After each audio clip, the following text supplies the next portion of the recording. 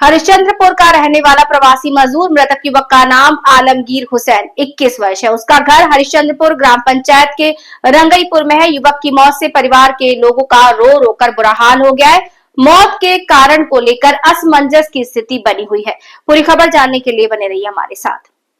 युवक की मौत से परिवार के लोग रो रो कर बेहाल हैं। मौत के कारण को लेकर असमंजस की स्थिति बनी हुई है। परिवार का आरोप है कि उसकी हत्या कर शव नाले में फेंका गया। स्थानीय सूत्रों के अनुसार युवक 1.5 माह पहले स्थानीय ठेकेदार के साथ नाला साफ करने पंजाब गया था। मंगलवार की रात करीब 9 बजे उसके साथियों ने परिवार को फोन कर बताया कि नाला साफ करने के दौरान अंदर ही उसकी मौत हो गई। एक दिन बाद बुधवार की दोपहर पंजाब पुलिस ने शव बरामद किया। परिवार का दावा है कि मौत का सही कारण कोई नहीं बता रहा। शुरुआत में उसने फोन कर कहा था कि वो लापता हो गया है। बाद में नाले से शव बरामद हुआ। खबर मिलने के बाद गुरुवार सुबह लेफ्ट नेता शेख खलील और अर्जौल हक और दूसरे लोग मृतक के परिवार से मिलकर अपनी संवेदना जताने पहुंचे।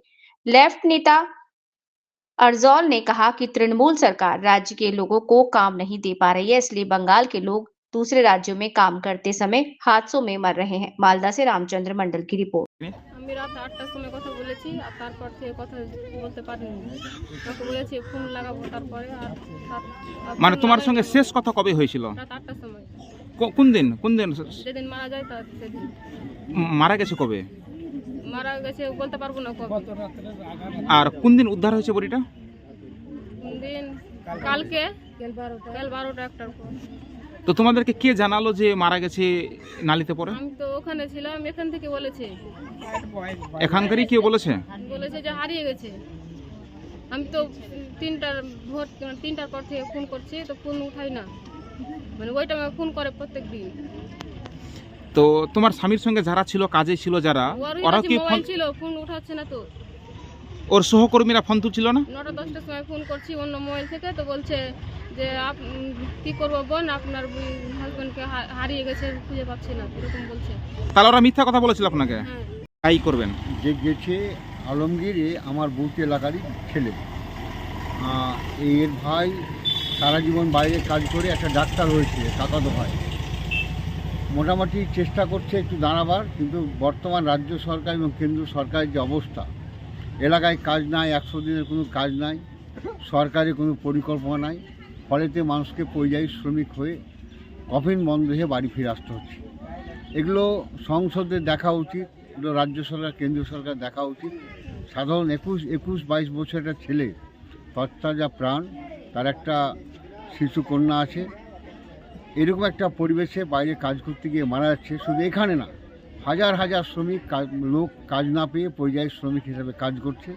এদের ইমিডিয়েট সরকারের পক্ষ থেকে দেখা উচিত। এই দু সরকারে কোনো হেলদোল নাই। এদের নির্বাচনের ইস্যুতে বিভিন্ন সাম্প্রদায়িক কথাবার্তা অন্যান্য বলে ভোটটা নিয়ে নেওয়া, কিন্তু এলাকার মারা গেছে ওটা আমাদেরকে বলেনি। কালকে মানে ওই 2 দিন আগে রাত্রে বেলা 9টার দিকে যাতে নেমেছিল, ওটা ওরা বলে না। সকালে 9টার দিকে আমাদেরকে জানাচ্ছে যে হারিয়ে গেছে, খুঁজে পাই না, কোথায় গেছে এটা কিছু বলে না। যে মানে হারিয়ে যাওয়ার খবরটা কে দিয়েছিল তোমাদেরকে? হারিয়ে যাওয়ার খবরটা আমার মানে যে ফুফায়তো ভাই আছে, ওর বাবাকে বলেছে। ওর বাবা এসে আমার দাদিকে বলেছে, দাদি তখন আমাদেরকে বলেছে ফোনে এভাবে যোগাযোগে আমরা জানতে পারলাম যে হারিয়ে গেছে। তো এবার ওরা বলছে হারিয়ে গেছে। এবার ওই ইটাতে নেমেছে, ওই নালিটাতে নেমেছে, ওটা ওরা বলেনি যে নেমেছে, যে ওখানে মারা গেছে, ওটাই বলেনি, ওই যে হারিয়ে গেছে। এবার যদি হারিয়ে যাওয়ার কারণটা হচ্ছে এটা যে ওরা কিছুদিন আগে দিল্লিতে যে চলছিল, তো হারিয়ে যদি না লাস্টটা ওই নালিতে পেত, তখন কি বলতো যে ওই কেউ কিডন্যাপ করে নিয়েছে। এটা ওরা এটাই চাল চেলেছিল। তখন কি কাজ করতে গেছিল ওখানে তোমার ভাই? নালির কাজে। এখান থেকে নালি কাজ করতে নিয়ে যাওয়ার কথা বলেছিল? এটা কিছু বলেনি, কারণ আমি তখন বাড়তে ছিলাম না, হয়তো আমার জানে বলতে পারবে। ঠিকাদাররা বললো যে মানে এখানে তো সকাল পর্যন্ত কোনো লোক আসা যাওয়া কিছু করেনি। তারপরে 3টার পরে আসলো, আসার পরে বলছে যে আমরা মানে মগরব পরে আপনাদের এটা 10 জন বসে একটা মীমাংসা করে দেবো, ওদের ব্যাপারে কি করতে হয় ওটা বলে। মানে এই মীমাংসার কথা কে জানিয়েছিল আপনাকে? মীমাংসার কথাটা আমাকে জানাচ্ছিল যে নিয়ে গেছিল যে ঠিকাদার, ওই ঠিকাদার। কথাকার ঠিকাদার এখানকার গ্রামের। কজন ছিল ঠিকাদার? তারা 2 জন। আর কতজন মিলে কাজ করতে গিয়েছিল? এখানে জানি না ওই কয়জন যে ছিল না ছিল ওটা আমি বলতে পারছি না। তো বডি পৌঁছালো না তার আগে মীমাংসার কথা উঠে আসছে, কি মনে হচ্ছে যে মৃত্যুর পিছনে কোনো রহস্য রয়েছে? ওটাই মনে করছি। তারপরে আমরা বললাম যে মানে যখন রাত্রি 10টা 11টা যখন 10টা বাজতে যাই তখন আমরা বলছি যে এদের মানে দেখে আর হবে না, আমরাকে কিছু একটা জানবাজার তাগিদে একটা কাজ করতেই হবে। থানা গেলাম, থানা আইসি বলছে যে কেস করো ওইখানে, যেখানে মৃত্যু হয়েছে সেখানে কেস করেন, আপনাদের কোনো কেস এখানে হবে না। তো এটাই থানাটা কি শুধু মানে ধনীদের জন্য? আমি শুনু যে হারিয়ে গেছি, আরেকবার শুনছি হামতন করছি হারাইলছে না, হাত ছেলে চোখ ঘাতে মরে গেছে না কে ফেলে দিয়েছে, তাহলে হাত ছেলেকে কে মেরে ফেল দিয়েছে এনি কহিয়াছি দিয়ে আমি কান্দা কাটা লাগিয়ে দিয়েছি। তখন কয়েছে পেয়েছি ফের দিয়ে আমার ছেলে মাছ টাছ কিছু পিনে না, মানে ডগি পিনে নামে অক্সিজেন বলে ওগুলো পিনে ডাকে, এগুলো পিনে ডাকে, এগুলো কিছু পিনে নাই, হাত ছেলে ফেলে দিয়েছে কি করেছে আল্লাহ জানে। মানে কতদিন আগে কাজ করতে গেছিল? 1.5 মাস এলো। কোথায় গেছিল কাজ করতে? পাঞ্জাবে। কি কাজ করতে ওখানে?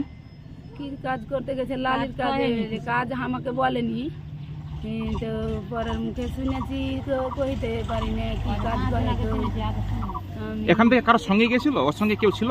সঙ্গে আছে আমার ভাই কিনে। তো আপনারা কি খবর পেলেন, কি অবস্থায় মানে বডি উদ্ধার হয়েছে আপনার ছেলের? মানে